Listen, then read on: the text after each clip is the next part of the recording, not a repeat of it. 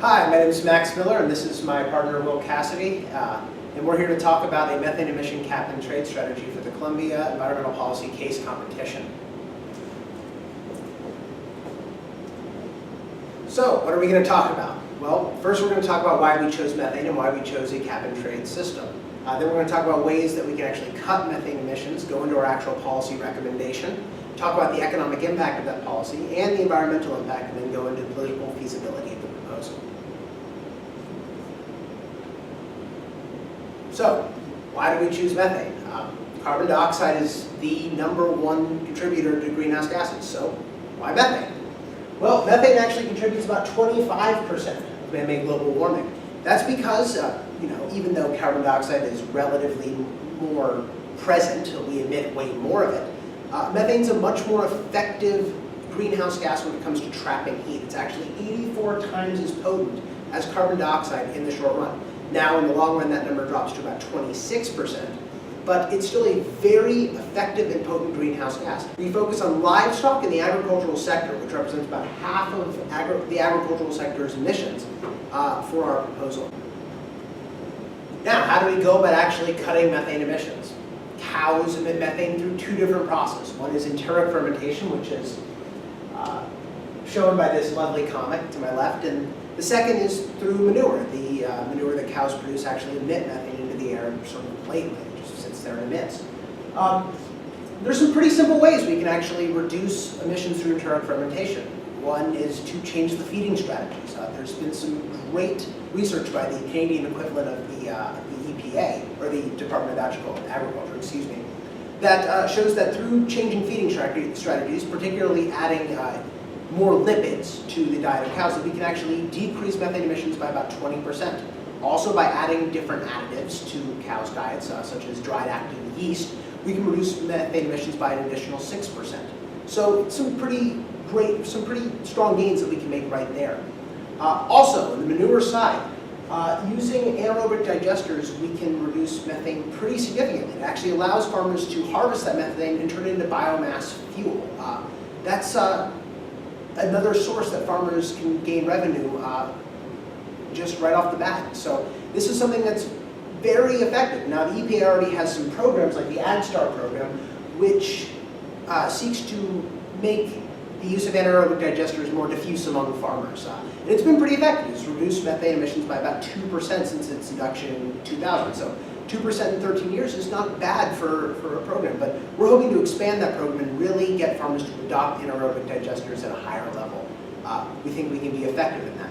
Now, moving on, we see that we can implement many of these policies with little effect on productivity. We see all of these arrows facing up on this graph from the United Nations Food and Agriculture Organization. Now, we can also do this at pretty low cost and with pretty large effect. We think that this policy, we don't think, we know, research shows that we can implement these things without much effect on productivity, so it can be a net economic win. In fact, productivity can increase in many of these cases. It can have some pretty great economic effects for farmers.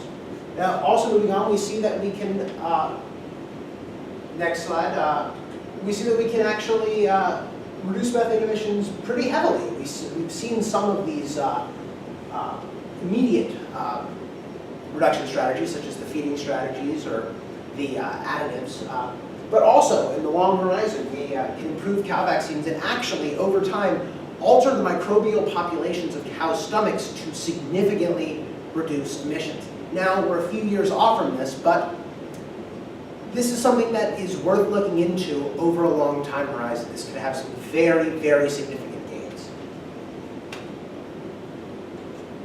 So once we decided on our cap and trade system, we had a couple of options. Our first of which is how do we allocate the permits? So kind of when you initially think about this, the most straightforward way is through a grandfathering system. You look at historical data, you say, okay, this farm has produced this much emissions, and you say, okay, we'll take that level X, allow the firm to produce that level X, and then over time, decrease the amount we allow them to emit. This actually has one big problem, in the sense that for a lot of these cases, we don't have good historical data on how much has been emitted. So in the past, they said, all right, we'll set a 3-year window, and over this 3-year window, we'll measure how much you're emitting. and then at the end, we'll give you permits for that amount. The problem is firms start producing like crazy, and so that they get more permits at the end of this 3-year window. So we couldn't really go with this system. So our second option is an auction system. And in this, stakeholders bid at a price on permits, and then they get however many permits they successfully bid for. In particular, we consider something called an ascending clock auction, which is recommended by Kerr and Crampton in 2002. And in this case, you have a clock, it lists the price, firms list how much they demand, and then if demand is lower than supply, or demand is greater than supply, the clock increments until supply is greater than demand, and then you allocate based on that price and based on the demand schedules which have been submitted. Finally, and this is what we go with, there's a partial free auction, or partial free allocation, which kind of combines the two. So the first part is a pure auction system. We still are auctioning off most of the permits, but we say, all right, there are some firms which either have higher upfront cost because of what we're doing, or are particularly politically powerful, and so it's unlikely we can get legislation passed in this current form. So we say, okay, for these firms, we will give you some amount of free permits, auction off the rest, and then over time we transition completely to this pure auction system where we only are auctioning off permits. Now, how do we actually enforce this mechanism? How do we find out on a micro level how much farms are producing? Well, or how much methane farms are producing? Well, we want to use a system similar to what the IRS uses with income taxes. We want farmers to self-report their methane emissions. We do this by sending out a survey and asking them questions. What do you feed your cows? What's in it? What kind of vaccines do you give them? Questions like that that can get at how much methane they're producing. This is a process-based model of methane emissions. Now, this graph right here represents how much we're going to have to fine farmers that underreport. Now, we're not able to audit every farm. That's just ludicrous. There are 1.3 million livestock farms in the United States. There's absolutely no way we can audit these, not all of them.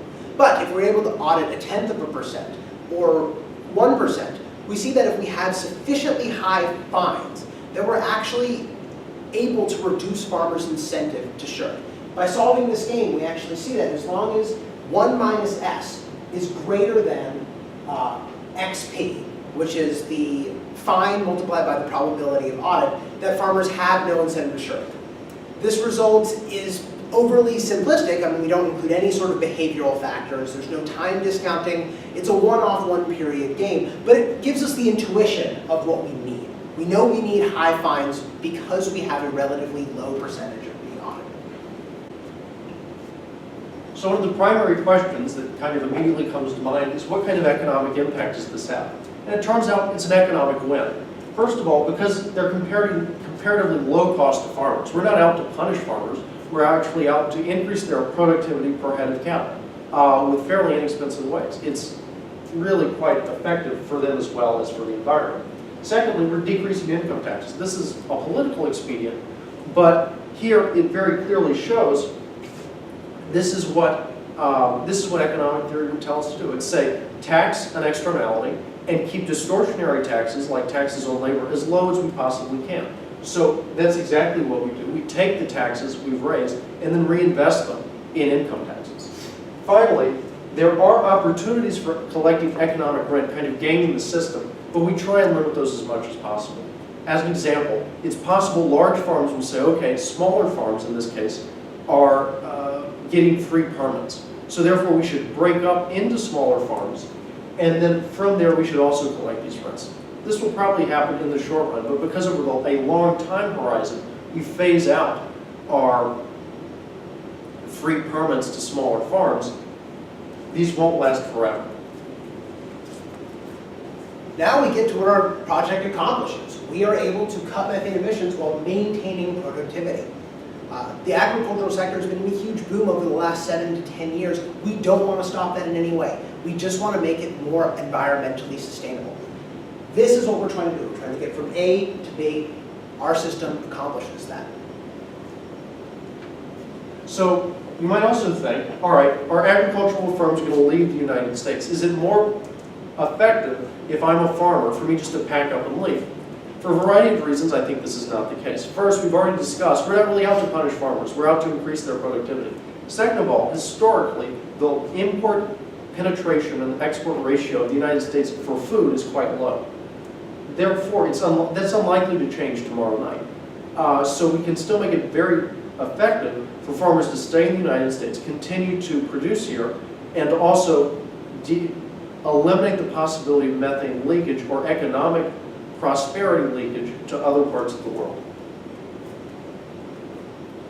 Now, we also touched upon this briefly, but one of the central findings of our research is that large farms in general are more effective and will produce less methane than small farms. For this reason, we will give small farms permits over some long time or short time horizon. So one potential unintended consequence is that larger farms will break up into smaller farms over this shorter time horizon. And effectively, yes, this will happen. We can't, the way we've structured it, we can't help that. But what we can say is that because we eventually phase out these free permits, there in the long run is no incentive to be a smaller farm. Rather, people will transition to this large farm, which is in fact more efficient in terms of producing methane. Now for the environmental impact. We were able to cut methane emissions by 20 to 25% over a 10-year horizon with this policy. That also comes with a commensurate reduction in carbon dioxide and nitric oxide. Nitric oxide, like methane, is a very heavy gas and traps heat very well. We get all of this with this policy, and we do it while keeping economic gains over that horizon. This doesn't slow down the boom that we're seeing in the agricultural sector, it just makes it more environmentally sustainable. A tremendous policy improvement with the current methane regime, which essentially is nothing. We don't have any regulations in this area. It would seem like this would be pretty common sense legislation, but Will's going to tell you about some of the hurdles we have to tackle in order to get this thing passed.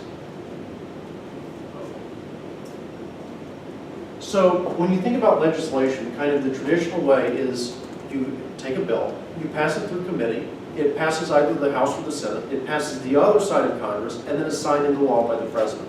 For a variety of reasons, I don't think that's possible with this legislation. Even when Democrats, who are traditionally more sympathetic to this kind of legislation, had supermajorities in both houses of Congress and the presidency, they were unable to pass cap and trade. Therefore, we started thinking about this, and we thought, well, what if we pass it as a rider? Both Barack Obama and Mitch McConnell have said one of the things they think they can work on is tax reform. Now, our design includes lowering income taxes. We are taking the revenue we raise and recycling it into lowering income taxes. Therefore, why don't we add this as a rider, as an amendment to this larger bill, which will probably pass through both houses and be signed into law, and get it through that way, kind of as a piggyback on this larger bill. The other great thing about this is that if Republicans are trying to pass some kind of revenue-neutral tax reform, this is a great sweetener to liberal Democrats who otherwise might be less likely to support the legislation. They are going to be more sympathetic to this if they understand that there are environmental protections included in this kind of legislation. And even if this doesn't work, we still have one option left. Since Massachusetts versus the EPA in 2000, there has been increasing leverage. The EPA has increased its authority to deal with GHGs. So the EPA can say, all right, even though we couldn't pass it through legislatively, we'll say, here are our targets. These this is our time frame. Now we're going to pass this to the states to implement, and they are responsible for hitting these targets. Now, we don't have any guarantees with this route in the sense that states aren't obligated to follow the design which we have laid out. But the EPA can recommend that they use this system or a similar system, as well as setting hard and fast benchmarks. All right, thank you guys for listening. We look forward to hearing back from you. Thank you for your time.